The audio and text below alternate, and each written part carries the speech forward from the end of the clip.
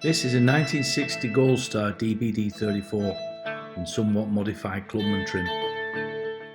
It's had a history that's all been qualified. This bike was actually supplied to a Rochdale owner in 1960. As you'll see from the adjoining pictures, this bike was briefly raced by the owner up to the point where he crashed it and then basically put it away.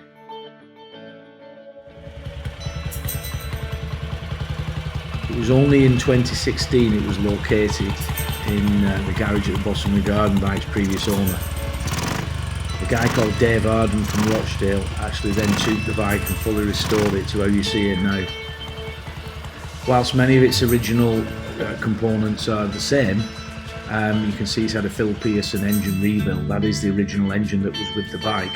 It has had softer cams put in it, and it's actually had a standard gearbox rather than the TT gearbox. But what I've actually got is the GP card, the Kuni card on it. I've actually got the TT gearbox itself and the dropped angle bars that originally came with it.